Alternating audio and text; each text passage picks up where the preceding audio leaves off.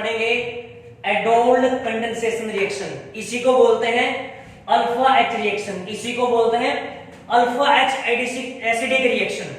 ये organic chemistry का बहुत ही फेमस रिएक्शन है जो कि हर कॉम्पिटिटिव एग्जाम में पूछा जाता है। इससे बेस्ड जो क्वेश्चन होते हैं वो हर कॉम्पिटिटिव एग्जाम में पूछे जाते हैं और नीट जेईई मेंस में तो पूछे ही जाते हैं, लेकिन एडवांस लेवल पर भी इसके बहुत अच्छे अच्छे क्वेश्चन आते हैं। और जो एडोल्ड कंडेंसेशन रिएक्शन जो होती है वो 3 टाइप की होती है। Self एडोल्ड condensation reaction, cross एडोल्ड condensation reaction, intramolecular एडोल्ड condensation reaction. Board level पर भी इसमें से अच्छे अच्छे क्वेश्चन पूछे जाते हैं।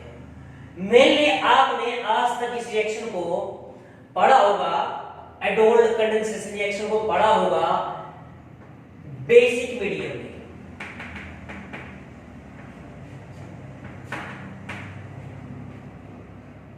और मोस्टली जो बुक्स होती हैं इस रिएक्शन को बेसिक मीडियम में ही करवाते हैं, लेकिन इस रिएक्शन को हम एसिडिक मीडियम में भी पढ़ सकते हैं। और इसका जो प्रोडक्ट बनेगा वो बेसिक मीडियम में अलग होगा और एसिडिक मीडियम में प्रोडक्ट जो होगा इसका अलग होगा। अब सबसे पहला क्वेश्चन हमारा क्या है?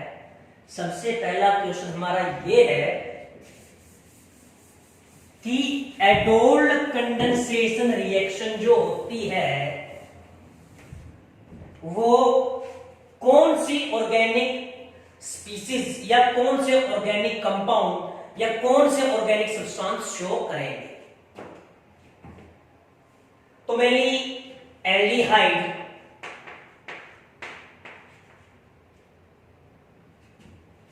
और कीटोन। ये एल्डिहाइड है और ये कीटोन है। इसको मैं इस तरीके से भी लिख सकता हूं,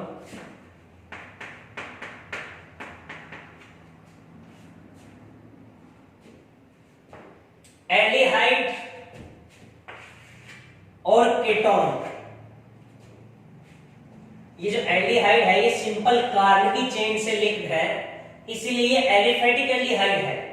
लेकिन अगर ये एल्डिहाइड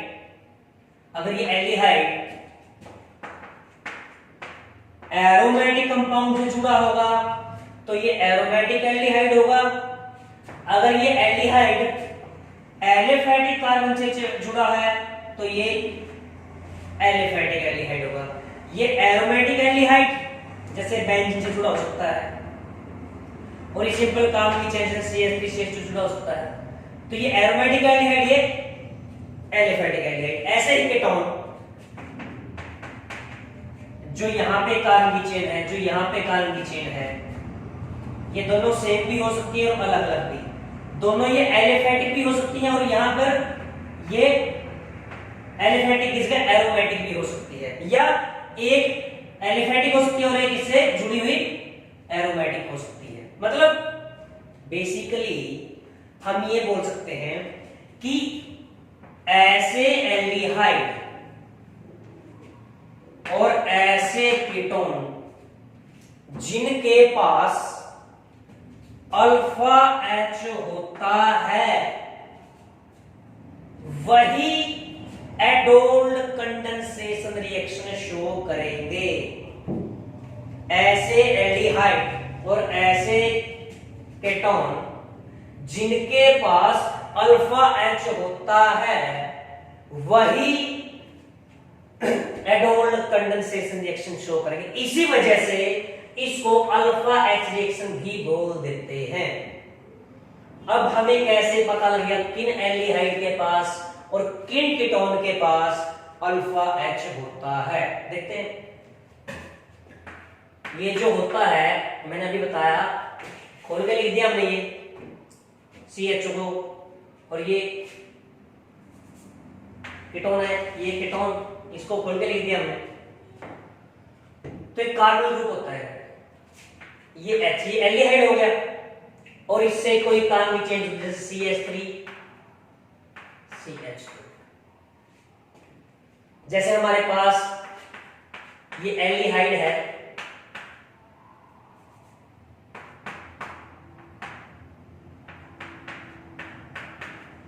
बेंजाइल्डिहाइड, ये एल्डिहाइड है, ये बेंजीन से जुड़ा है, एरोमेटिक एल्डिहाइड है ये, क्योंकि डायरेक्टली एरोमेटिक कंपाउंड से जुड़ा है। और हमारे पास जैसे कीटोन है ये,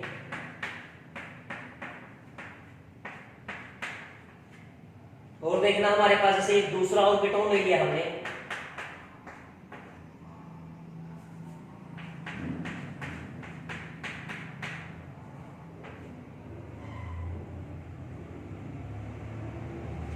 तो जो ये एल्डिहाइड है और इस एल्डिहाइड में जो ये कार्बोनिल ग्रुप है,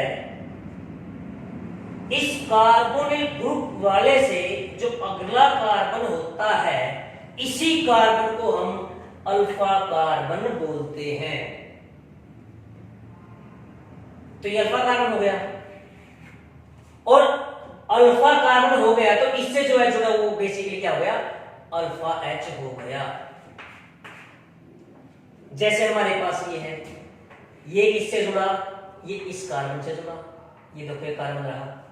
क्या इस कार्बन के पास H है? नहीं जी, इसके पास कोई H नहीं है। इसके पास अल्फा कार्बन तो है, इसके पास अल्फा H नहीं है, इसलिए ये एडोल्ड कंडेंसेशन रिएक्शन नहीं देगा। ये हमारे पास कीटोन है, कार्बन ग्रुप से अगला कार्बन ये अल्फा कार्बन, इससे भी ये अल्फा कार्बन, तो इस साइड अल्फा कार्बन इसके पास BH है, इस साइड अल्फा कार्बन इसके पास BH है, तो दोनों साइड इसके पास अल्फा H है, तो ये एडोल्ड कंडेंसेशन रिएक्शन देगा। ये हमारे पास कीटोन है, एक साइड एरोमेटिक कंपाउंड और एक साइड एलोफेटिक। इस साइड हम गए, ये कार्बन है मतलब अल्फा कार्बन, इस साइड गए ये अल्फा कार्बन, इस अल्फा कार्बन के पास अल्फा H हो गए, इसके पास अल्फा कार्बन दो, बट इसके पास कोई H नहीं, इस साइड अल्फा H नहीं है, लेकिन ये क्या देगा, एडोल्ड कंडेंसेशन रिएक्शन देगा। क्यों देगा? क्योंकि एक साइड तो अल्फा H है ना, तो हम बोल सकते हैं ऐसे एल्डिहाइड और ऐसे कीटोन, चाहे वो एलिफेटिक हो चाहे वो एरोमेटिक हो, जिनके पास कम से कम एक अल्फा H है, वो भी एडोल्ड कंडेंसेशन रिएक्शन शो करता है। और एग्जांपल देखते हैं हम,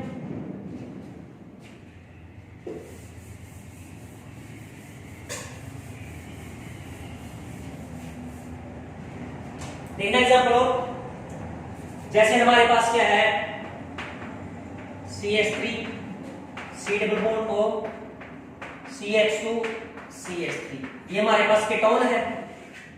इस साइड ये अल्फा H, अल्फा से अगला बीटा, बीटा से हमें कोई मतलब नहीं होता, इस साइड फिर अल्फा H, इस पास तो इधर भी दो अल्फा H है, इधर तीन अल्फा H है, तो ये एडोल्ड कंडेंसेशन रिएक्शन शो करेगा।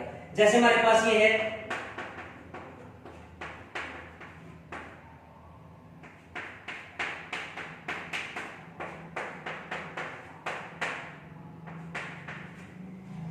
ये कार्बन, ये अल्फा कार्बन, क्या इसके पास कोई H है? नहीं, लेकिन इस साइड अल्फा कार्बन है ना, इसके पास H है, तो ये भी एडोल्ड कंडेंसेशन रिएक्शन दे देगा। जैसे हमारे पास क्या है, CH3 CH3 CH3 C double bond H, ये हमारे पास CHO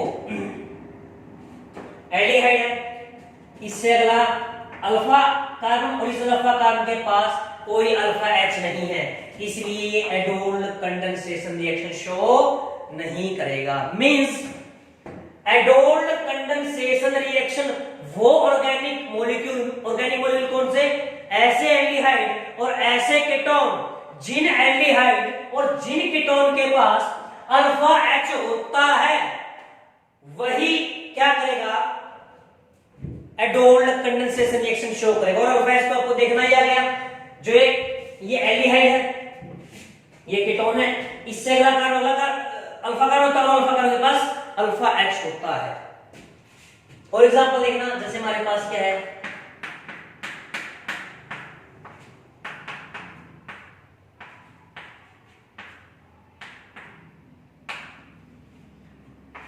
इससे अगला कार्बन अल्फा कार्बन, इसके पास कोई H नहीं है। इससे अगला काम ये भी अल्फा काम, इसके पास भी कोई H नहीं है, तो ये भी हमें एडोल्ड कंडेंसेशन रिएक्शन नहीं देगा। और एग्जांपल देखो हमारे पास ऐसे ही है HCHO, इससे आगे तो अल्फा कार्बन ही नहीं है। देखना इसको खोल देखते हैं हम, H H, क्या इससे इस साइड और इस साइड कोई कार्बन है? बिल्कुल नहीं। तो अल्फा कार्बन ही नहीं है, तो अल्फा H होने का तो सवाल ही पैदा नहीं है, और अल्फा H नहीं होगा तो एडोल्ड कंडेंसेशन रिएक्शन शो नहीं करेगा। तो हमें क्या पता लगा? बेसिकली हमें ये पता लग गया ऐसे एल्डिहाइड और ऐसे कीटोन, जिन एल्डिहाइड और जिन कीटोन के पास अल्फा H होता है वही एडोल्ड कंडेंसेशन रिएक्शन देंगे, नहीं तो नहीं देंगे। और इसीलिए अल्फा H के पानी रिएक्शन होती है, इसलिए इसको अल्फा H रिएक्शन भी बोल देते हैं। और एडोल्ड कंडेंसेशन रिएक्शन 3 टाइप की होती है। सबसे पहला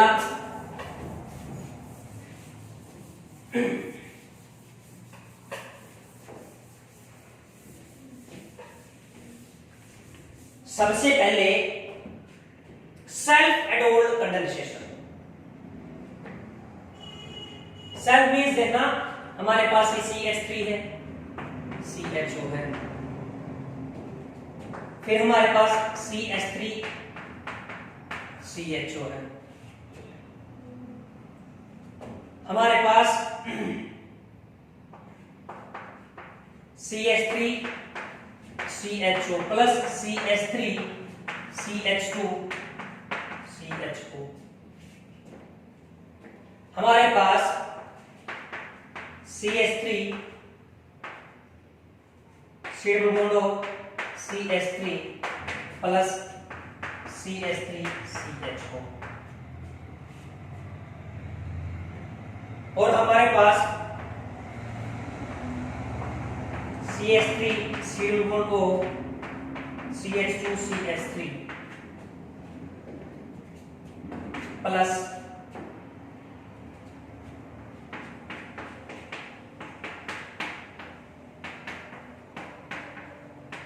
CH3।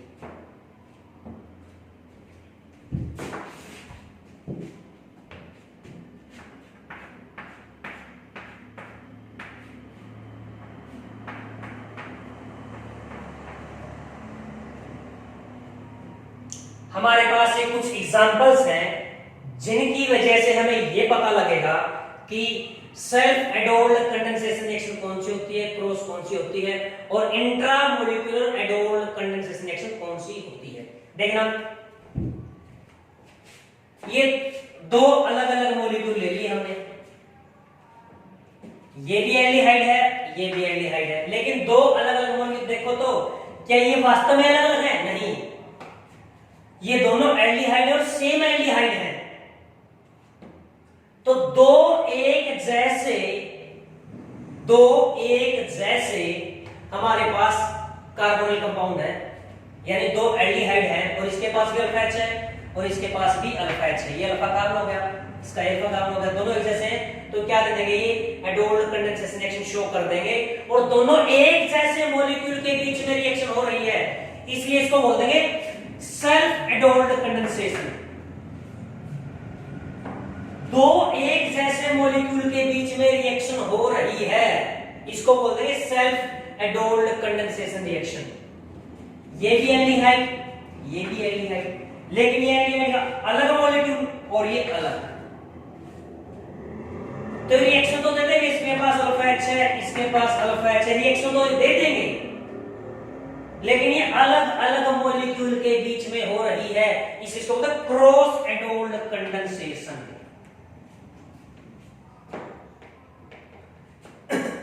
ये कीटोन और ये एल्डिहाइड, ये तो वैसे ही अलग अलग ग्रुप हैं और दोनों के पास अल्फा H है, तो ये एडोल्ड कंडेंसेशन दे देंगे, और अलग अलग है तो क्रॉस। ये कीटोन है, ये कीटोन है, ये दोनों साइड एलिफेटिक है, ये एक साइड एरोमेटिक, एक साइड एलिफेटिक, दोनों एडोल्ड कंडेंसेशन रिएक्शन शो कर सकते हैं, बट अलग अलग है, इसलिए ये भी क्या बनोगे, क्रॉस। मतलब दो एक जैसे मॉलिक्यूल के बीच में रिएक्शन होना सेल्फ कहलाएगी, दो अलग अलग मॉलिक्यूल के बीच में रिएक्शन होना क्रॉस एडोल्ड कंडेंसेशन रिएक्शन कहलाएगी। और एक ही मॉलिक्यूल के अंदर रिएक्शन होना वो कहलाएगी इंट्रामोलिक्यूलर।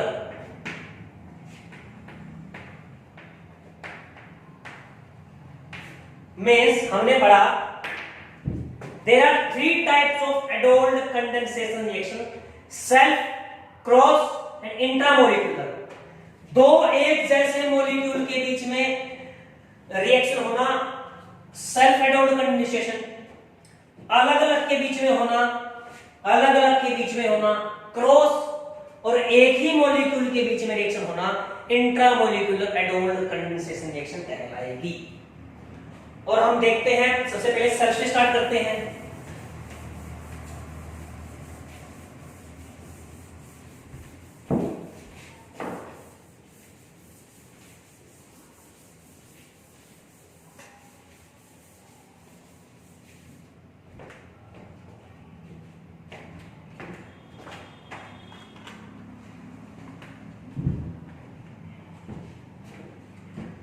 सबसे पहले हम देखते हैं सेल्फ एडोल्ड कंडेंसेशन।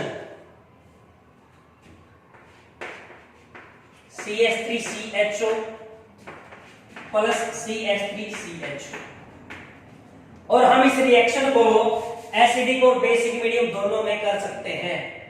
तो हम सबसे पहले इसको बेसिक मीडियम से ट्रीट करेंगे।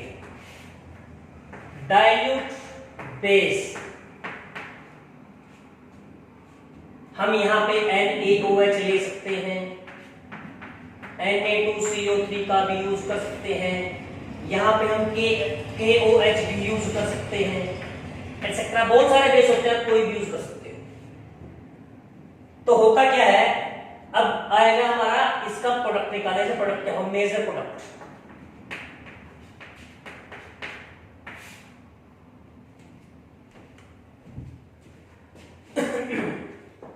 देखना होता क्या है, हमारे पास ये CHO है,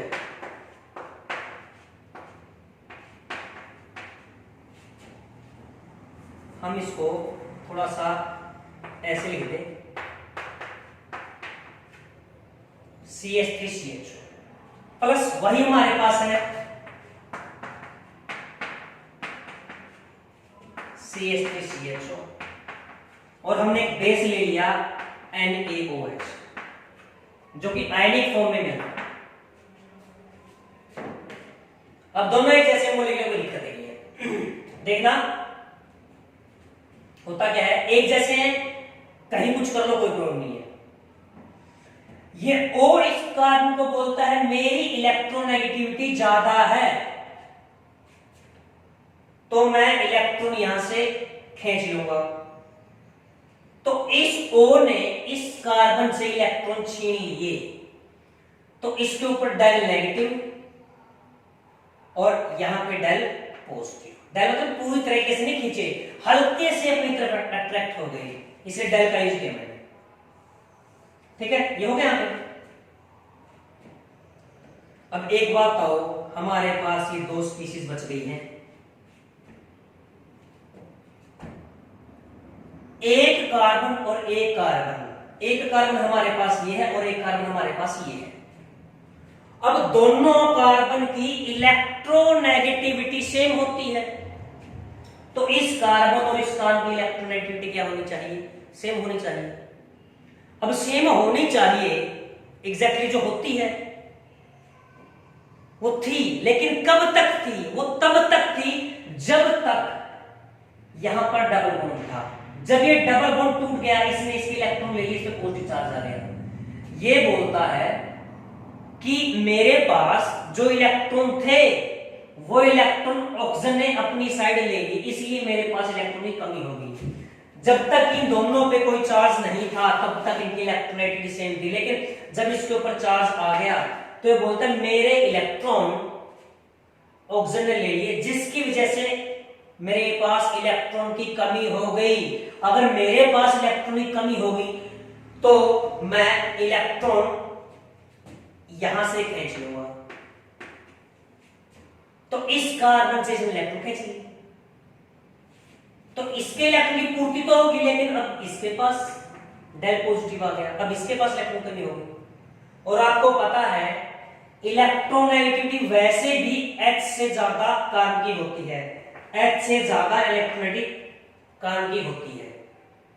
और कार्बन और क्या हुआ, पॉजिटिव भी हो गया इलेक्ट्रोनेगेटिव, और इसके पास और भी कमी होगी इलेक्ट्रॉन की, पहले भी ज्यादा थी लेकिन इसकी इलेक्ट्रॉन इसने खींच ली, इसके बाद और भी ज्यादा होगी, तो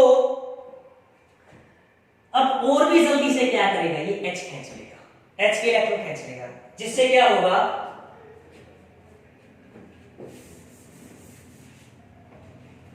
जिससे क्या हुआ, ये एक H पॉजिटिव इसने इलेक्ट्रॉन खींच ली, उसने ले लिए, ये न्यूट्रल, ये न्यूट्रल हो ही चुका था। अगर आपको बता दूं हल्का फुल्का न्यूट्रल होता है, पूरी तरीके से न्यूट्रल नहीं हुआ था।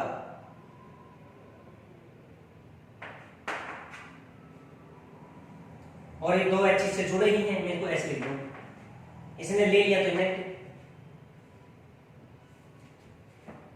ये CH2 नेगेटिव और ये CH, तो ये हमारे पास हो गया।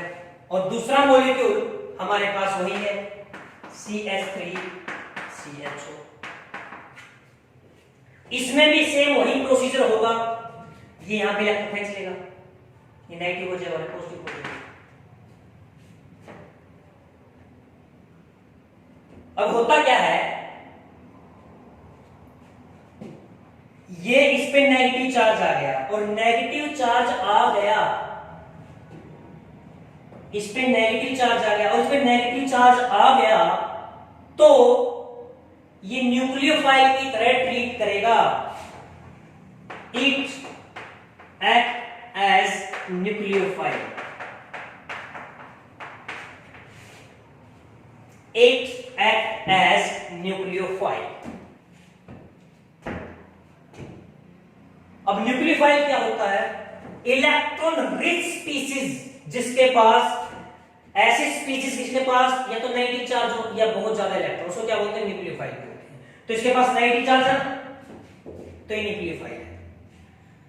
तो मैं यहां लिख देता हूं आगे, यहां पर आगे लिख देता हूं मैं यहां पर, ताकि आपको अच्छे समझ में आ जाए। यहां से हमारा क्या प्रोड्यूस हुआ, CH2 नेगेटिव और CO नेगेटिव,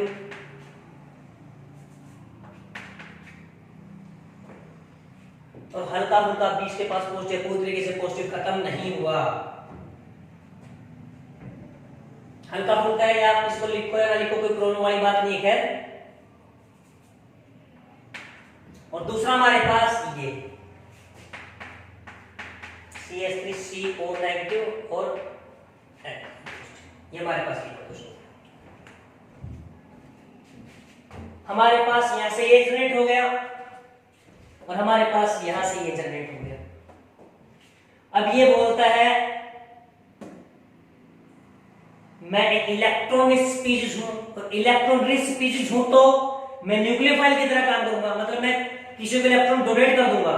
और ये कार्बन बोलता है मुझे इलेक्ट्रॉन की सख्त जरूरत है, इसलिए स्पीशीज पूरी की पूरी स्पीशीज इसको इलेक्ट्रॉन यहां दे देगी। तो हमारे पास क्या हुआ, हमारे पास ये CH3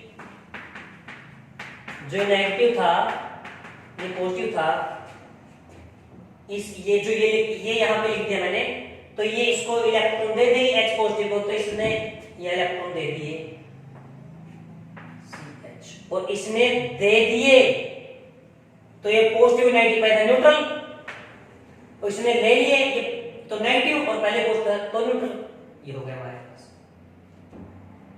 और आगे इससे क्या जुड़ा है, CO नेगेटिव H, यहाँ पॉजिटिव थोड़ा बहुत रहता है, रेजोनेंस होती रहती है, ये हमारे पास होगी species. This is step number first, step 1। ये एडोल्ड कंडेंसेशन का स्टेप नंबर 1 है। अब इसको रफ करना पड़ेगा, आप इसको जल्दी जल्दी उतार लीजिए ताकि मैं आपको आगे बताऊं कि होता क्या है। होता क्या है देखना जरा ध्यान से।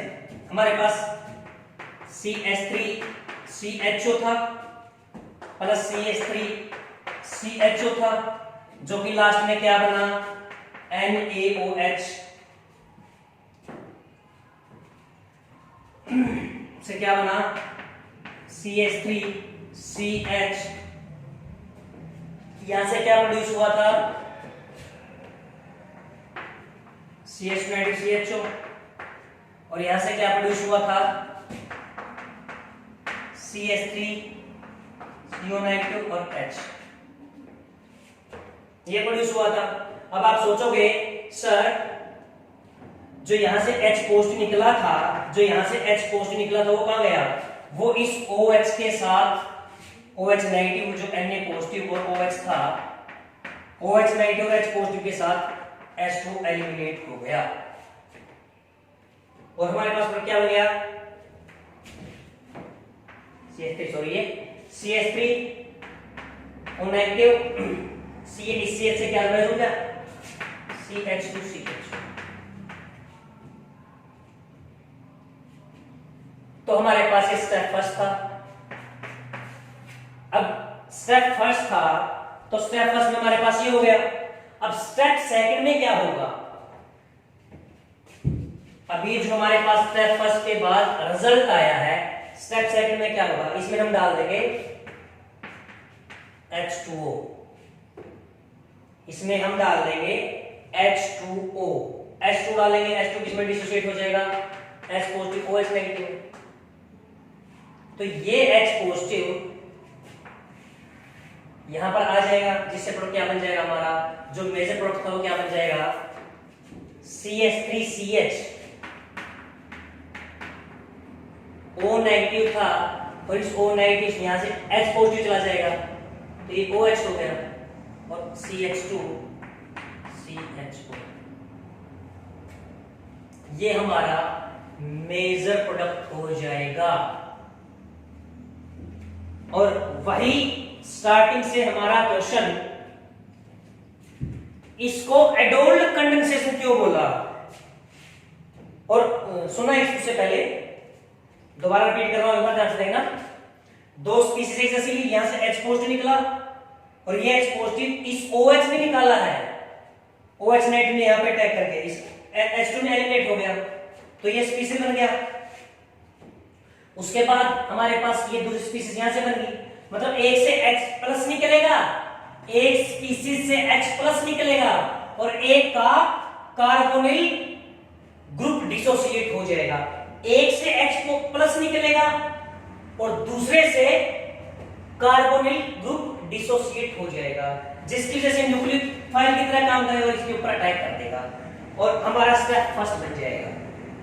और स्टेप फर्स्ट बनने के बाद दूसरे स्टेप में क्या होगा, हम स्टेप सेकंड पानी डाल देंगे और यहां से H पॉजिटिव निकल के यहां जुड़ जाएगा और यहां क्या बच गया, OH, यहां क्या बच गया, N नेगेटिव OH, तो इसके साथ में से H2 के फॉर्म में निकल आया था, यहां Na बच गया और यहां OH, वापस से NaOH रीजनरेट हो गया रिएक्शन के दौरान ही। आई बात समझे, कोई दिक्कत नहीं है, ठीक है, अच्छी बात है। तो इसको एडोल्ड कंडेंसेशन रिएक्शन क्यों बोला, कंडेंसेशन का मतलब होता है जब दो या दो से अधिक स्पीशीज आपस में मिलेंगी और मिलके कुछ नया बनाएंगी और नया बनाएंगी कुछ ना कुछ निकलेगा। जैसे दो स्पीशीज जुड़ी, दोनों को जोड़ने के बाद यहां से कुछ निकला और कुछ नया बना, इसको बोलते हैं कंडेंसेशन। और क्या नया बना, एल्डिहाइड और अल्कोहल। तो एल्डिहाइड को लिखते हैं ALD से और अल्कोहल को लिखते हैं OL से। तो इसको इसलिए बोला जब दो स्पीशीज आपस में जुड़ी तो एल्डिहाइड और अल्कोहल दिया तो एडोन, जब दोनों जुड़ी तो कुछ ना कुछ बाहर निकला तो कंडेंसेशन रिएक्शन किसके कारण हुई? अल्फा एच निकला उसके कारण हुई। अल्फा एच किस फॉर्म में निकला? H पॉजिटिव की फॉर्म में। और H पॉजिटिव क्या होता है? इसमें होता है इसको एसिडिक रिएक्शन ही बोल देते हैं। आई बात समझ? इसमें से 2-3 क्वेश्चन और आते हैं, इसको मैं थोड़ा सा रफ कर दूं और दोबारा से इसको मैं लिख दूं ताकि आपको मेरी बात बहुत अच्छे समझ आ जाए, या मैं यही बता देता हूं। चलो ध्यान से देखना। फर्स्ट टाइम में क्या हुआ, चलो मैं दोबारा लिख ही देता हूं ताकि आपको अच्छे से साफ साफ समझ आ जाए। देखा ध्यान से ना, हमारे पास क्या था? CH3CHO plus CH3CHO। इसमें कुछ नई बातें हैं। 2 स्टेप में रिएक्शन हुई। पहला स्टेप NaOH डाला, इस NaOH में से OH ने यहां से H निकाल दिया, जो कि क्या बना हमारे पास CH3 CO negative CH2 CHO। और सेकंड स्टेप में हमारे पास क्या हुआ? हमने क्या डाल दिया? H2O डाल दिया। तो हमारे पास क्या बना? यहां से H पॉजिटिव निकला और यहां हो गया CH3 COH CH2 CH। ये हमारा फाइनल प्रोडक्ट बन गया। अब कभी कभी क्या होता है, इसी क्वेश्चन को एग्जाम में कैसे देते हैं? CH3 CHO plus CH3 CHO first time में डाल दिया NaOH इज OD, और सेकंड स्टेप में क्या डाल दिया? H2O। बताइए फाइनल प्रोडक्ट क्या होगा? देख लेते हैं। यहां पे क्या डाला? यहां पे OD डाल दिया। देखते हैं OD डालने से कुछ फर्क पड़ता नहीं पड़ता, क्या प्रोडक्ट बनता है? फर्स्ट टाइम में वही सेम थिंग्स, यहां से OD नेगेटिव और यहां से H पॉजिटिव, तो क्या निकला? फर्स्ट टाइम में क्या निकला बता देता हूं। यहां से OD नेगेटिव और यहां से H पॉजिटिव, तो फर्स्ट टाइम में जो एलिमिनेट हुआ है वो क्या हुआ है? HOD। यहां से H, यहां से OD, HOD निकल गया।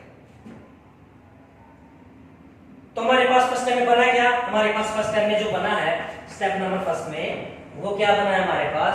वही सेम थिंग, क्योंकि यहां से H निकला और यहां से OD, तो H निकला, सेम थिंग बन जाएगी हमारे पास। और सेकंड स्टेप में क्या डाला?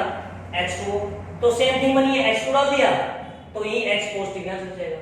मतलब यहां OD डालने से कोई फर्क नहीं पड़ता, यहां OD डालने से रिएक्शन के फाइनल प्रोडक्ट पर कोई फर्क नहीं पड़ता। अगर हम H2O की जगह D2O डाल दें तो फाइनल प्रोडक्ट क्या होगा? वही सेम थिंग, ये OD नेगेटिव और ये H पॉजिटिव, तो क्या रीजन हुआ? CH2 नेगेटिव CHO, और क्या निकला? H और OD HOD, ये बना। और यही यहां से क्या बना? CH3 CO नेगेटिव, ये बन गया। मतलब सेम थिंग्स बन रही है जैसे, और तो सेम थिंग बनी है तो ये बनेगा। लेकिन सेकंड स्टेप में H2O की बजाय क्या डाल दिया? D2O। क्या डाल दिया? D2O। D2O किसमें टूट जाएगा? D पॉजिटिव और OD नेगेटिव, तो ये अब H की बजाय यहां पे क्या आ जाएगा? यहां पे क्या आ जाएगा? D। तो अब फाइनल प्रोडक्ट क्या होगा? CH3 COD CH2 CH। मतलब रिएक्शन में NaOD डालने से कोई फर्क नहीं पड़ता। आप यहां पर NaOH ले लो या NaOD ले लो, रिएक्शन के फाइनल प्रोडक्ट पर कोई फर्क नहीं पड़ता, सेम आएगा। लेकिन अगर आपने H2O की बजाय D2O ले लिया, अगर आपने H2O लिया है तो यहाँ पे H आ जाएगा, अगर यहाँ पे D2 लिया है तो यहाँ पे D आ जाएगा। मतलब फर्स्ट स्टेप से कोई फर्क नहीं पड़ता फाइनल प्रोडक्ट पर। सेकंड स्टेप में आपने H2O लिया है या D2O लिया है, इससे रिएक्शन के फाइनल प्रोडक्ट पर बहुत ज्यादा इफेक्ट होता है। अगर H2O लिया यहाँ पे H आएगा, अगर D2O लिया क्या आ जाएगा, D आ जाएगा। आई बात समझ में? चलो हम इस पर कुछ एग्जांपल करते हैं जो कि बहुत आपके कंसेप्ट को स्ट्रॉन्ग कर देंगे।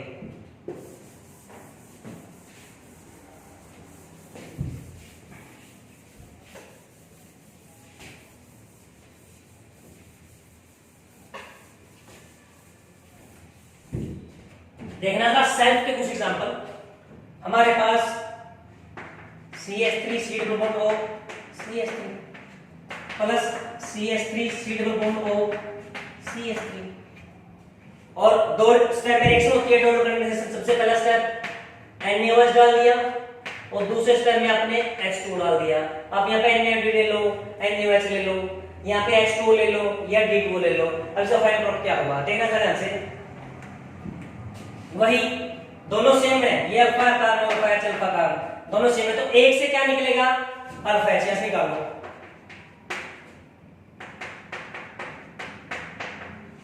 अल्फा H निकल गया। और दूसरे का क्या होगा, क्या टूट जाएगा, कार्बन कंपाउंड CH3 C और नेगेटिव सॉरी हाँ जी H नहीं है पे पॉजिटिव और CH3। तो फर्स्ट स्टेप में क्या होगा, स्टेप फर्स्ट में क्या होगा, ये वाला न्यूक्लियोफाइल यहां पे टाइप कर देगा तो क्या बनेगा, ये CH3 CO नेगेटिव CH3, और ये जो पॉजिटिव इस पे किसने अटैक किया, CH2 नेगेटिव ने, CH2 नेगेटिव इस पे अटैक किया, और CH2 नेगेटिव से क्या जुड़ा, कार्बन ग्रुप जुड़ा, और फिर क्या जुड़ा, CH3 जुड़ा। सबसे पहला स्टेप इसको सीक्वेंस में लिखता हूं मैं, CH2 C double bond CH3, ये स्टेप फर्स्ट का क्या बना, प्रोडक्ट बनाओ। सेकंड स्टेप में क्या डालना है, H2 से क्या निकला, H पॉजिटिव, और यहां पे H पॉजिटिव जुड़ जाएगा। This is the final product of एडोल्ड condensation. कौन सा एडोल्ड कंडेंसेशन, सेल्फ एडोल्ड कंडेंसेशन रिएक्शन। आएगा समझ। नेक्स्ट वीडियो में हम देखेंगे क्रॉस एडोल्ड कंडेंसेशन रिएक्शन के कुछ एग्जांपल्स। ओके